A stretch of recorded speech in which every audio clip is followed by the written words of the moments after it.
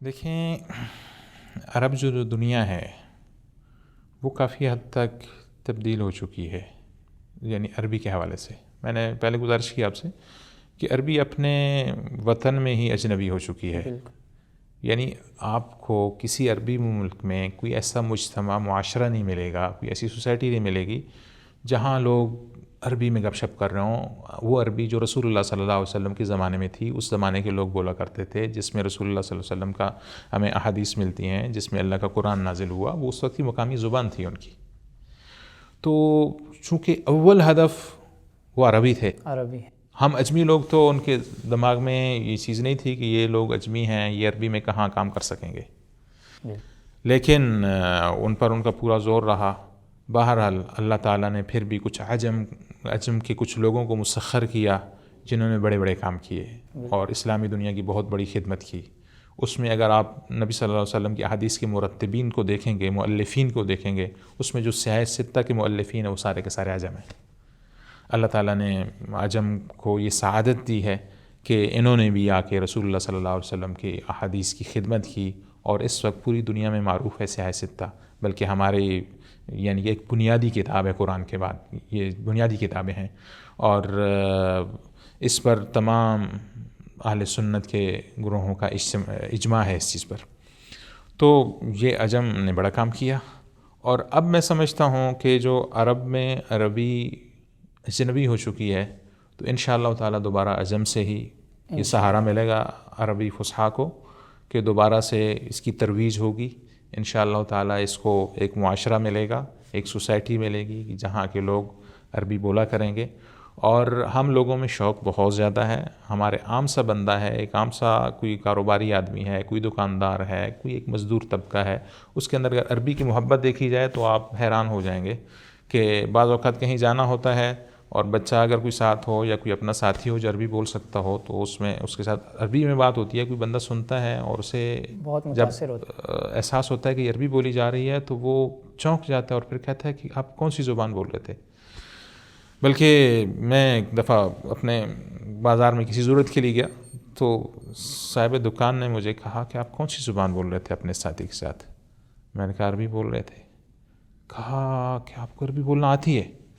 میں نے کہا جی. کہتے کون سی عربی؟ یہ قرآن والی عربی جو ہے. میں نے کہا بالکل قرآن والی عربی.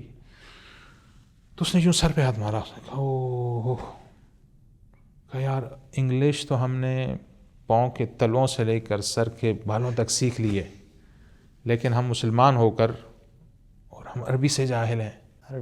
اور مجھے کہنے لگا کہ میرا ایک چھوٹا بچہ ہے، مجھے ایک شوق ہے کہ میں اس کو عربی سکھاؤں، لیکن مجھے کراچی میں کوئی ادارہ نہیں مل رہا. اور اس وقت اتفاق سے ہمارے پاس چھوٹے بچوں کے کوئی ادارے کوئی خاص نہیں تھے. ایک روزہ عائشہ کام کر رہا تھا چھوٹے بچوں میں، جس میں داخلہ بہت مشکل سے ملتا تھا. تو اور وہ بندہ وہ بولٹن کے علاقے میں.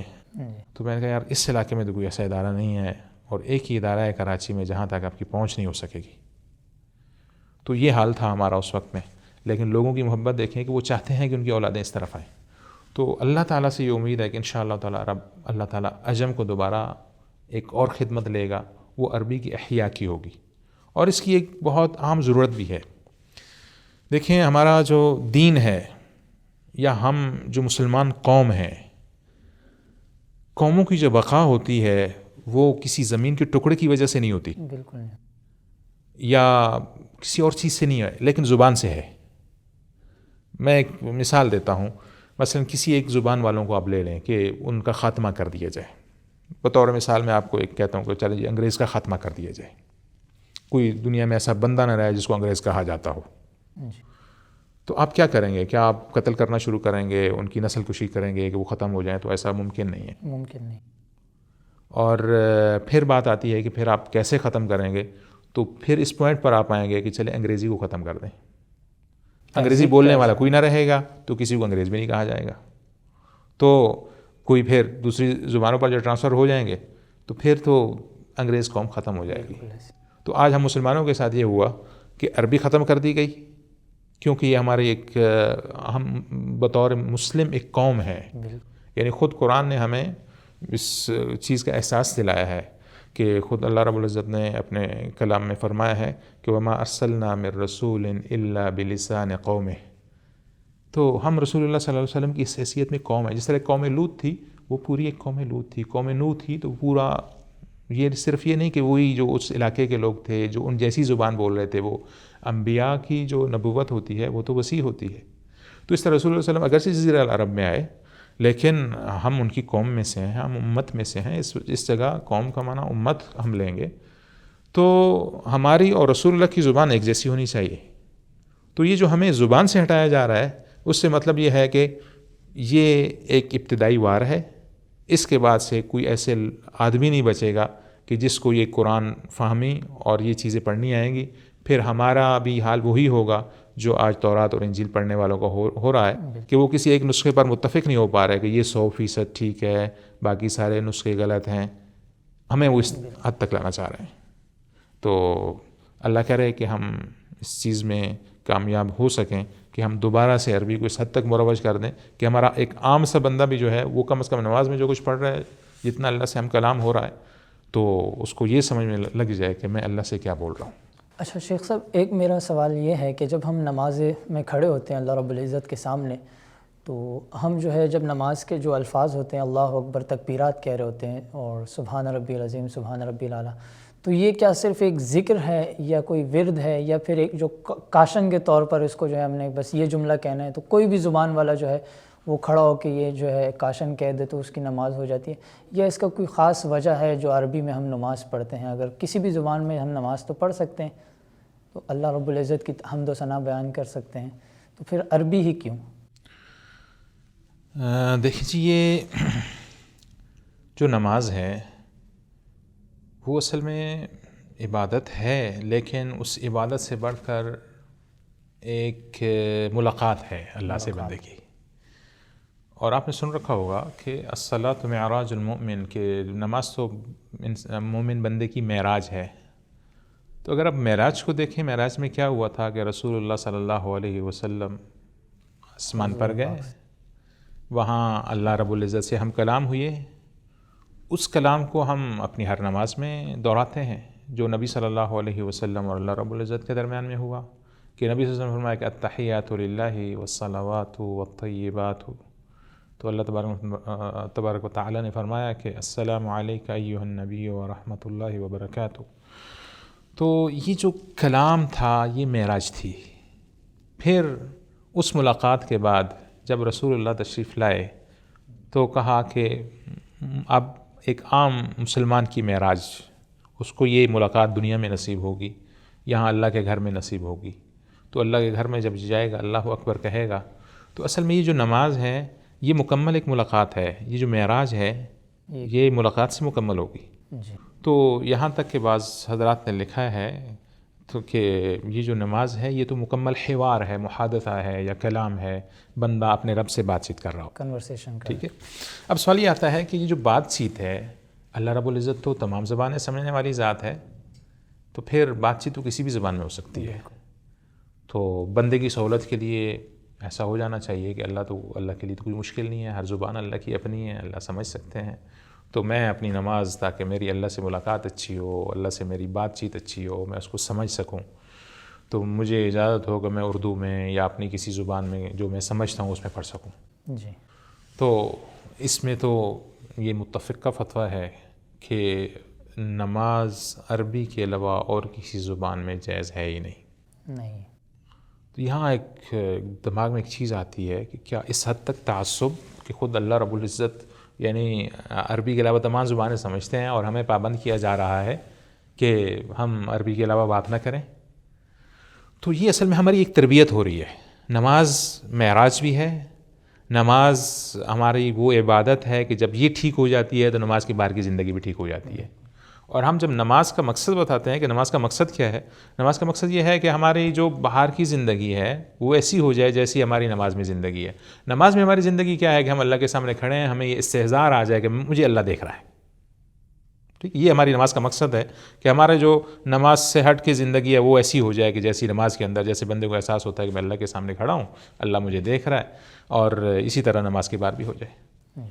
تو اب اگر مقصد نماز یہ ہے کہ ہماری نماز سے باہر والی زندگی نماز کی طرح ہو جائے، تو ہماری جو نماز میں لینگویج ہے وہ نماز سے باہر بھی ہونی چاہیے پھر. بالکل ایسے. ٹھیک ہے کہ ہمیں جو آداب یہاں سکھائے جا رہے ہیں ہمارے اوپر لازمی کر دیے گئے اللہ رب العزت نے. پھر ہماری یہ جو زبان ہے عربی، یہ نہیں کہ اللہ نے ہمارے اوپر پہلی دفعہ فرض کی ہے اور ہم پہلی دفعہ ہی مکلف ہوئے ہیں کہ اس کو سیکھیں اور اس کو بولیں، بلکہ ہمارے جو عالم ارواح میں اللہ تعالیٰ نے عہد الست لیا تھا وہ تو عربی میں لیا تھا. اچھا. اس سے بھی بڑھ کے ایک بات کہتا ہوں کہ جب آدم علیہ السلام کی پیدائش ہوئی، تخلیق ہوئی، تو آدم علیہ السلام جنت میں تھے. تو ہمارا تعلق، ہمارے یعنی اس انسانیت کا تعلق عربی سے تو اس وقت تھا جب یہ آدم علیہ السلام کی صلب میں تھی. اور آدم علیہ السلام چونکہ جنت میں تھے اور جنت کی زبان تو عربی ہے، جنت میں آج تک کوئی بندہ ایسا داخل ہوا ہے نہ ہوگا کہ جو عربی کے علاوہ کسی اور زبان میں بات کرتا ہو. تو مفسرین نے اس چیز کو لکھا ہے کہ آدم علیہ السلام جب جنت میں تھے تو عربی زبان تھی ان کی، جب جنت سے دنیا کی طرف آئے تو عربی ان کو بھلا دی گئی. تو وہ جو ہمارے فطرتی اور اصلی زبان ہے وہ عربی ہے. عربی. اور عربی میں ایک یہ کمال ہے کہ جو بندہ عربی بولتا ہو وہ بندہ بہت ذہین ہوتا ہے. اور عربوں کی ذہانت تو آپ نے دیکھی ہوگی کہ نبی صلی اللہ علیہ وسلم کی ایسی طویل احادیث وہ ایک دفعہ سن کے ویسی بالکل انہی الفاظ میں انہی کلمات میں نقل کر دیتے تھے. تو عربی کوئی بھی بندہ جو ہے اگر صحیح فصحا عربی بولتا ہے اس کا دماغ ایک عام انسان سے زیادہ کام کرتا ہے. اس کی وجہ آپ بالکل یہ دیکھ لیں کہ یہ ایک موبائل ہے، جس بندے نے یہ موبائل بنایا ہے اس نے اس کے لیے ایک لینگویج متعین کی ہے. بالکل. اگر اس موبائل میں ممکن ہے میں اس کو عربی میں بھی استعمال کر سکتا ہوں، میں اس کو اردو میں بھی استعمال کر سکتا ہوں، آج کل تو پنجابی میں بھی استعمال ہو رہا ہے، لیکن مجھے موبائل کا رزلٹ، موبائل کی سپیڈ، یہ جو کام کرنے کی اس کی صلاحیت ہے، قدرت ہے، وہ اردو، پنجابی یا عربی میں ویسی نہیں ملے گی جیسے انگلش میں مل رہی ہوگی. انگلش میں اگر یہ چلے گا نہ یہ اپنی اچھی سپیڈ میں چلے گا، نہ اس میں کوئی ہینگ ہوگا، نہ کوئی اور ایسا مسئلہ آئے گا. لیکن اردو میں بار بار یہ سلو ہو جائے گا، کچھ مسئلہ کرتا رہے گا. تو بالکل انسان بھی ایسے ہے کہ ہماری جو اصلی زبان ہے اگر یہ اس کے دماغ میں ہوگی تو وہ انسانی دماغ زیادہ کام کرتا ہے، زیادہ اچھے طریقے سے چلتا ہے. اور کیونکہ وہ ہمارے پدری زبان ہے، مادری زبان ہماری کچھ بھی ہو سکتی ہے، اردو ہو سکتی ہے، پنجابی ہو سکتی ہے، سندھی ہو سکتی ہے، لیکن ہماری جو پدری زبان ہے وہ عربی ہے. جی، آدم علیہ السلام کی وجہ سے وہ عربی ہے. اور ہمارے مرنے کے بعد بھی ہماری زبان عربی ہوگی. یہ جو مرنے کے بعد قبر میں سب سے پہلے سوال ہوں گے وہ کیا ہے؟ وہ عربی میں ہے. جی. اور یہ جو بیچ کا ہماری ایک زندگی کا ایک مرحلہ ہے جب سے ہم دنیا میں آئے ہیں اور موت تک کا، تو یہ ہم کسی اور زبان میں کیوں گزاریں؟ پھر یہ بھی ہم اللہ کی منشا، اسی امتحان کے لیے تو ہم آئے ہیں کہ ہم اللہ کی منشا کے مطابق یہ زندگی گزار پاتے ہیں کہ نہیں پاتے. تو اللہ نے اس تربیت کو نماز میں رکھا ہے کہ نماز میں ہم پر ضروری کر دیا کہ بھئی نماز میں تو عربی بولو، کسی اور زبان میں یہ عبادت قبول نہیں کروں گا. آپ کی یہ معراج مکمل ہی نہیں ہوگی، یہ ملاقات مکمل ہی نہیں ہوگی. اس لیے بندہ جب نماز میں کہتا ہے نا کہ اللہ سے کلام کر رہا ہوتا ہے کہ بندہ کہتا ہے الحمدللہ رب العالمین، تو اللہ تعالیٰ کی طرف سے باقاعدہ جواب آتا ہے کہ حمدنی عبدی. تو یہ جو سورہ فاتحہ ہے یہ مکمل ایک حوار ہے، ایک جملہ بندے کی طرف سے ہے اور ایک اللہ کی طرف سے ہے. ٹھیک ہے. تو یہ ہماری تربیت ہے کہ مسلمان قوم جو ہے، جو اللہ کو ایک ماننے والے ہیں، رسول اللہ صلی اللہ علیہ وسلم کو نبی مانتے ہیں اور خاتم الانبیاء مانتے ہیں، پھر وہ اللہ کی اس منشا پر بھی چلیں کہ اپنی جو بیچ کی زندگی کے جو بیچ کے مراحل ہیں وہ کم از کم عربی سی جہالت میں نہ گزریں. باقی آپ دیگر زبانیں ہیں سیکھیں، ان کو اپنی ضرورت کے لیے سیکھیں، لیکن عربی اپنا مقصد بنا کے سیکھیں. بالکل. شیخ صاحب بہت خوب آپ کی اس بات سے جو ہے ہمیں یہ معلوم ہوا آج کہ عربی اور انسانیت کا رشتہ جو ہے وہ ابھی کا نہیں بلکہ پرانا ہے، اور آگے جا کر بھی جو ہے مرنے کے بعد بھی انسانیت کا اور عربیت کا جو ہے وہ رشتہ باقی رہے گا. لیکن موجودہ دور میں جو ہے میں آخر میں جو ہے بات ختم کروں گا، اور بات ختم ہوگی ہماری پھر عربوں سے ہی کہ عربوں کی جب ہم صورتحال دیکھ رہے ہیں تو مجھے تو ایسا لگ رہا ہے کہ اب آنے والے دور میں ہمیں قبلہ اول کے ساتھ ساتھ قبلہ ثانی کے لیے بھی آواز اٹھانا پڑے گی، اور اس کی آزادی کے لیے بھی اللہ نہ کرے، نعوذ باللہ ایسا نہ ہو، لیکن حالات دیکھ کر ایسا لگتا ہے. تو اب عربی تو چونکہ جو ہے اپنی ذمہ داریاں پورے کرنے سے رہے، تو ہم اجمیوں کی کیا ذمہ داری بنتی ہے؟ ہمیں جو ہے کیا کرنا پڑے گا جو ہے عربی سیکھنے کے لیے ہمیں کیا کرنا چاہیے؟ سینٹرز بنوانے چاہیے عربی زبان کو جو ہے کس طرح جو ہے پروان چڑھایا جائے؟ بالکل بہت ضرورت ہے اس موضوع پر کام کرنے کی، اس موضوع کو سوچنے کی کہ جب ہمارے جو مقتدا تھے وہی رستے سے بھٹکنا شروع ہو جائیں جی تو پھر امت کدھر جائے گی؟ تو بہرحال یہ ایک بہت بڑا موضوع ہے، بہت وسیع ہے، ممکن ہے ہمیں یہ سیشن اس میں گنجائش نہ ملے گا ہم اس کو مکمل کر پائیں۔ مختصراً کچھ بتائیں پھر ہم اگلا سیشن تو رکھ لیں گے۔ بہرحال میں ایک ضرورت کے حوالے کی ضرورت کو کیسے پورا کیا جائے، ہم اپنی ذمہ داری کیسے نبھائیں، اس میں دیکھیں کہ کم از کم میں جس خطے میں زمین کے رہتا ہوں، میرے جو پڑوسی ممالک ہیں جہاں میری اس ملک کی اکثریت جا کے مزدوری کرتی ہے، وہاں سے اپنا معاش کما کے لاتی ہے، وہ تو یہاں سے امریکہ جانے والے اگر آپ پرسنٹیج نکالیں تو اتنی نہیں ہے جتنی دبئی میں ہے یا سعودیہ میں ہے یا عرب کنٹریز میں ہے، ٹھیک ہے۔ لیکن پھر میرے دیش میں ایسا کیوں ہے کہ ہمارے ہر طرف دبئی جانا ہے تب بھی انگریزی سیکھے جائے، اگر سعودیہ جانا ہے تب بھی، اور اگر مصر جانا ہے تب بھی، کسی بھی عربی ملک میں جانا ہے تب بھی، اور عربی سکھانے کا کوئی وہ نہیں ہے۔ اس کی ایک وجہ تو یہ ہے کہ ہم لوگوں نے خود یہاں پہ اس متعلق پہلے سے کوئی منصوبہ بندی کی نہیں، کبھی ضرورت سمجھی ہی نہیں۔ حالانکہ جس طرح انگریزی ہم آپ اپنی دنیاوی ضرورت سمجھتے ہیں، اسی طرح یہ دنیاوی ضرورت ہماری عربی سے بھی پوری ہو سکتی تھی کہ ہمارا تو تعلق عربوں سے ایک بہت بڑا پاکستانیوں کا ایک تعداد ہے کہ جو وہاں جا کے کام کر رہی ہے، جن کا وہاں سے آپس میں تعلقات ہیں، جو بات چیت کرتے ہیں، تو وہ پھر ایک اجنبی زبان میں کیوں کر رہے ہوتے ہیں؟ اس لیے کہ ہماری کمزوری ہے کہ ہم عربی نہیں سیکھ کے جاتے۔ تو اگر ہمارے ہاں جیسے بعض ادارے ماشاءاللہ کام کر رہے ہیں، جیسے حفاظ عربک سسٹم کے تحت بھی کچھ 5 سالہ کورسز ہیں جس میں یہ لینگویجز سکھائی جاتی ہیں، اسپیشلی عربی پہلے سال میں بہت اچھے طریقے سے سکھائی جاتی ہے، پھر کچھ دنیاوی علوم بھی سکھائے جاتے ہیں اس میں، تو ایسے اداروں کو ہمیں عام کرنا چاہیے تاکہ کم از کم اگر جی اگر ہمیں اس وقت یہ مسئلہ ہے تو کم از کم یہ مسئلہ ہم 20 سال 30 سال بعد اس سے کسی حد تک یعنی مطمئن ہو چکے ہوں کہ چلے ہم ایک نسل کو کم از کم کنورٹ کر چکے ہیں، ہمیں لائحہ عمل طے کرنا جی تو اس کے لیے ہمیں بہترین ہے کہ اپنے بچوں کو دونوں تعلیمیں اور لیکن عربی پہلے سکھائیں اور اس کا مقصد بتائیں کہ یہ کیوں ضروری ہے۔ پھر جیسے ہمیں دنیا داری ہے، انگریزی سیکھ کے بندہ سمجھتا ہے کہ میری زیادہ عزت ہوگی، مجھے زیادہ پیسہ ملے گا، مجھے زیادہ اچھی سروس مل جائے گی، مجھے زیادہ اچھی جاب مل جائے گی۔ تو اگر آپ کا عربی میں اچھی مہارت ہے تو آپ دنیا بھی کما سکتے ہیں اور دین بھی، آپ اپنی یعنی کہ سمجھیں کہ دنیا بھی راضی اور رب بھی راضی ہے اس میں۔